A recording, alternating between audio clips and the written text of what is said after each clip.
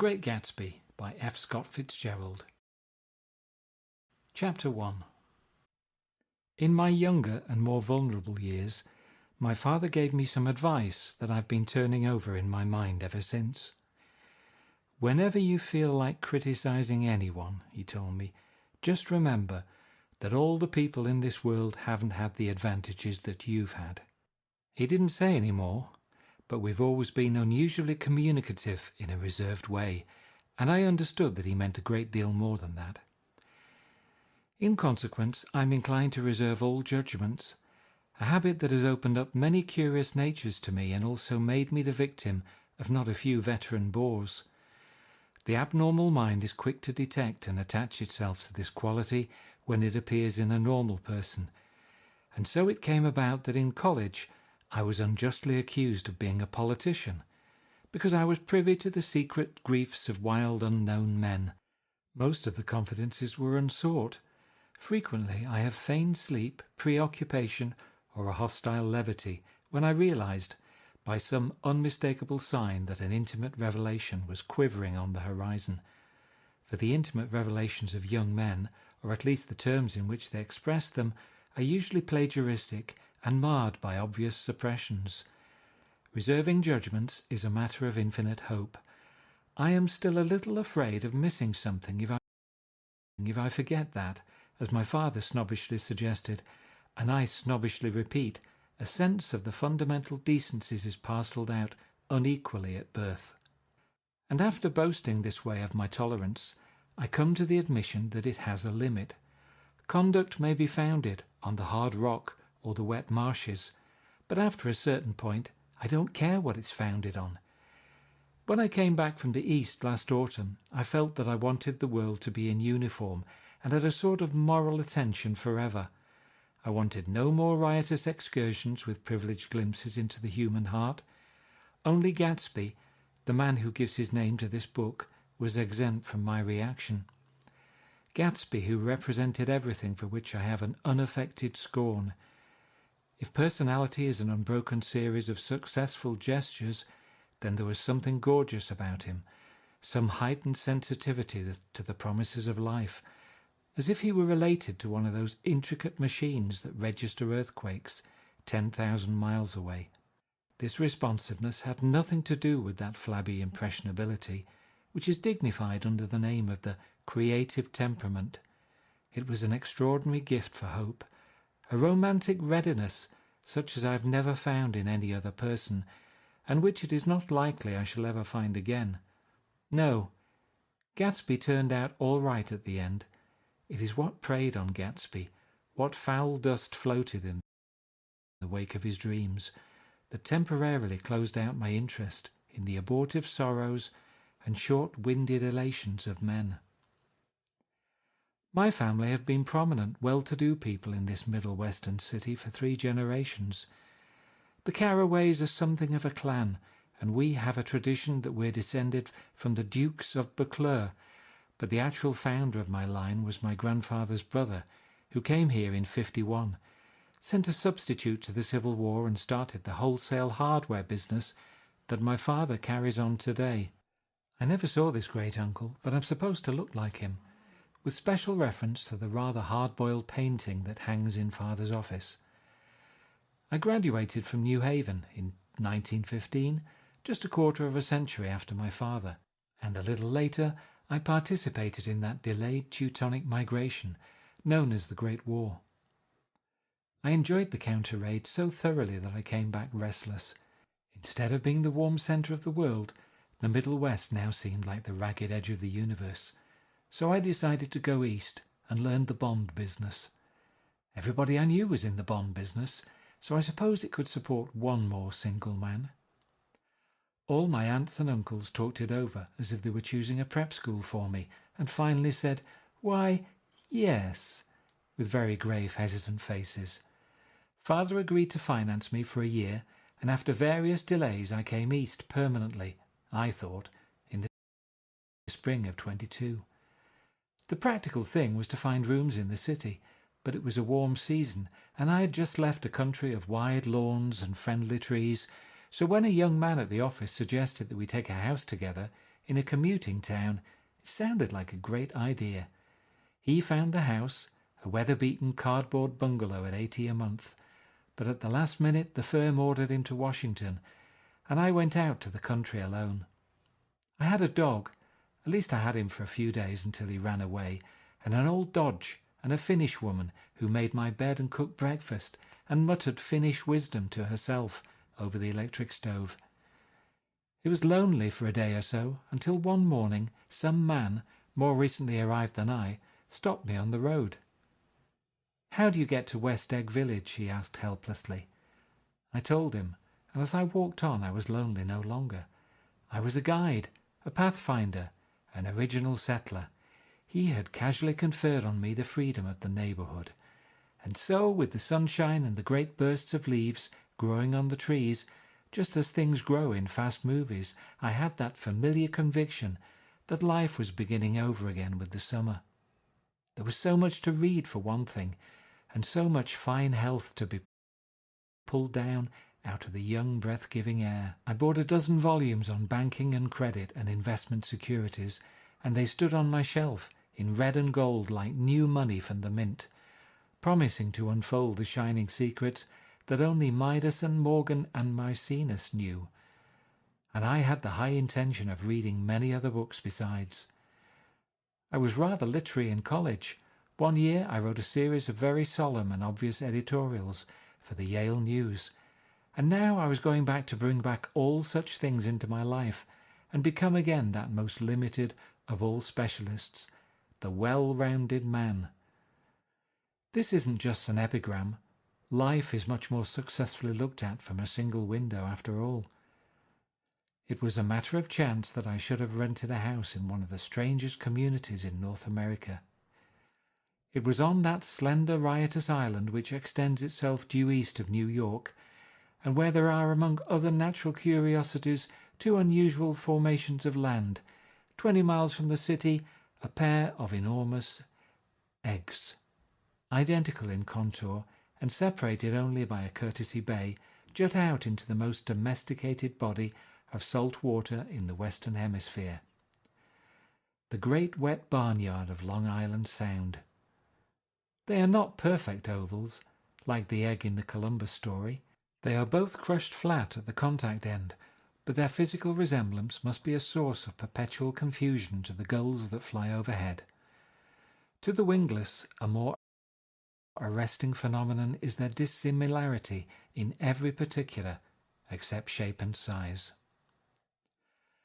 I lived at West Egg, the less fashionable of the two, though this is a most superficial tag to express the bizarre and not a little sinister contrast between them. My house was at the very tip of the egg, only 50 yards from the Sound, and squeezed between two huge places that rented for 12 or 15,000 a season. The one on my right was a colossal affair by any standard. It was a factual imitation of some Hotel de Ville in Normandy, with a tower on one side, spanking new under a thin beard of raw ivy, and a marble swimming pool, and more than 40 acres of lawn and garden. It was Gatsby's mansion, or rather, as I didn't know Mr. Gatsby, it was a mansion inhabited by a gentleman of that name. My own house was an eyesore, but it was a small eyesore, and it had been overlooked, so I had a view of the water, a partial view of my neighbour's lawn, and the consoling proximity of millionaires, all for $80 a month. Across the courtesy bay, the white palaces of fashionable East Egg glittered along the water, and the history of the summer really begins on the evening I drove over there to have dinner with the Tom Buchanans. Daisy was my second cousin once removed, and I'd known Tom in college, and just after the war I spent 2 days with them in Chicago. Her husband, among various physical accomplishments, had been one of the most powerful ends that ever played football at New Haven. A national figure in a way, one of those men who reach such an acute, limited excellence at 21 that everything after savours of anticlimax. His family were enormously wealthy. Even in college his freedom with money was a matter for reproach. But now he'd left Chicago and come east, in a fashion that rather took your breath away, For instance, he'd brought down a string of polo ponies from Lake Forest. It was hard to realize that a man in my own generation was wealthy enough to do that. Why they came east, I don't know. They'd spent a year in France for no particular reason, and then drifted here and there unrestfully, wherever people played polo and were rich together. This was a permanent move, said Daisy over the telephone, but I didn't believe it. I had no sight into Daisy's heart, but I felt that Tom would drift on forever, seeking a little wistfully for the dramatic turbulence of some irrecoverable football game. And so it happened that on a warm, windy evening I drove over to East Egg to see two old friends whom I scarcely knew at all. Their house was even more elaborate than I expected, a cheerful red and white Georgian colonial mansion overlooking the bay. The lawn started at the beach and ran towards the front door for a quarter of a mile, jumping over sundials and brick walks and burning gardens. Finally, when it reached the house, drifting up the side in bright vines, as though from the momentum of its run.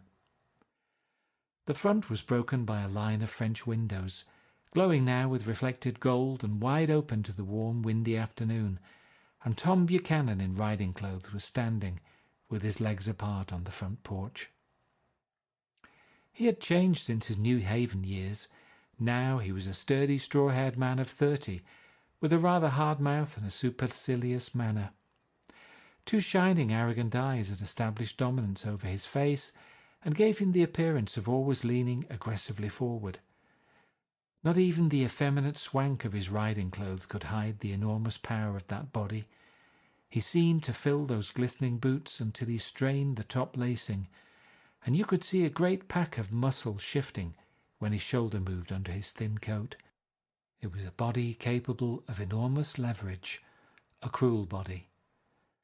His speaking voice, a gruff, husky tenor, added to the impression of fractiousness he conveyed. There was a touch of paternal contempt in it, even toward people he liked, and there were men at New Haven who had hated his guts. Now, don't think my opinion on these matters is final, he seemed to say, just because I'm stronger and more of a man than you are. We were in the same senior society, and while we were never intimate, I always had the impression that he approved of me and wanted me to like him with some harsh, defiant wistfulness of his own. We talked for a few minutes on the sunny porch. "I've got a nice place here," he said, his eyes flashing about restlessly. Turning me around by one arm, he moved a broad flat hand along the front vista, including in its sweep a sunken Italian garden, a half-acre of deep pungent roses, and a snub-nosed motorboat that bumped the tide offshore. It belonged to Domain, the oil man. He turned me round again, politely and abruptly. "We'll go inside."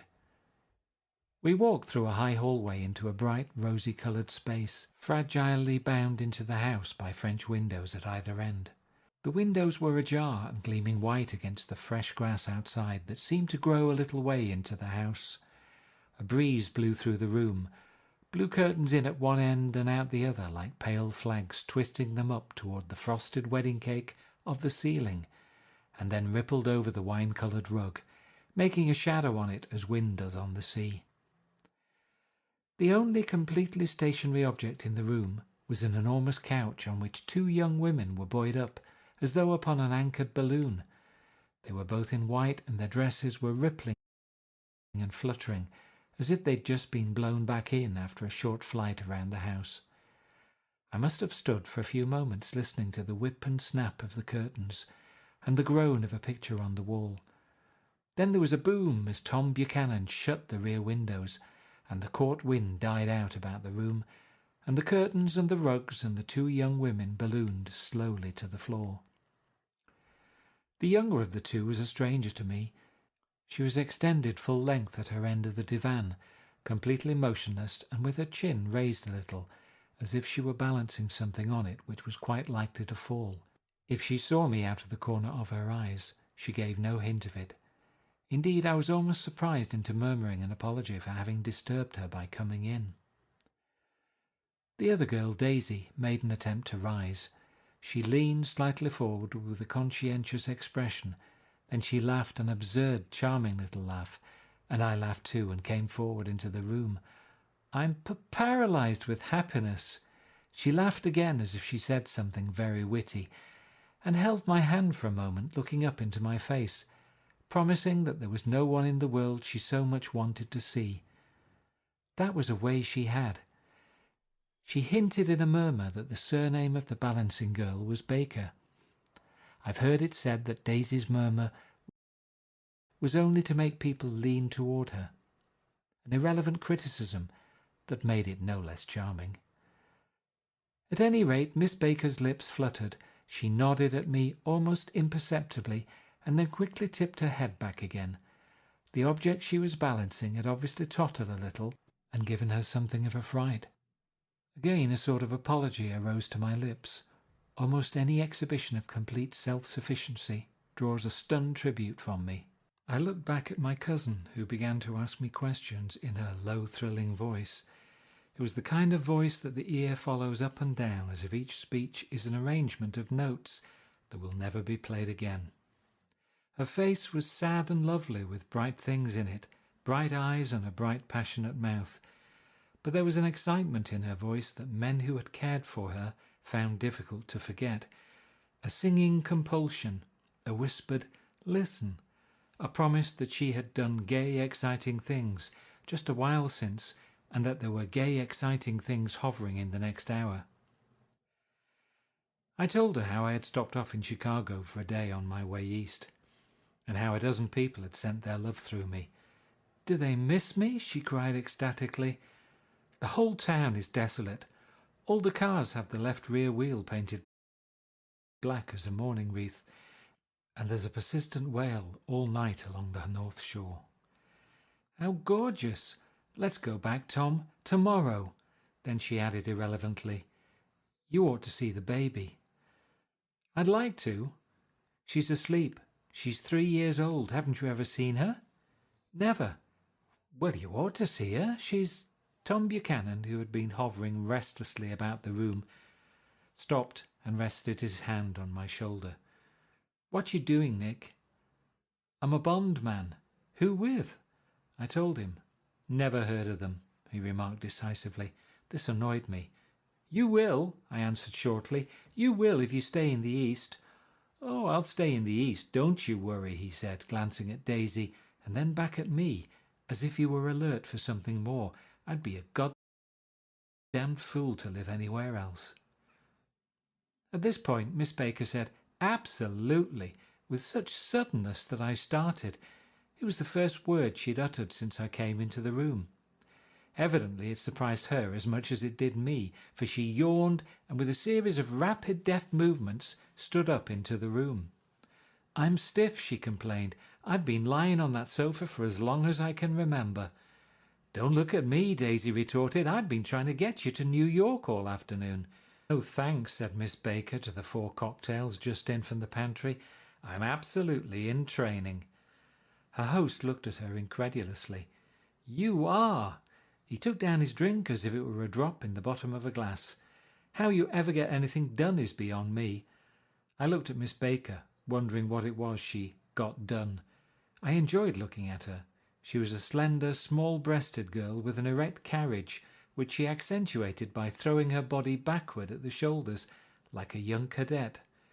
Her grey, sun-strained eyes looked back at me with polite, reciprocal curiosity out of a wan, charming, discontented face. It occurred to me now that I had seen her, or a picture of her, somewhere before.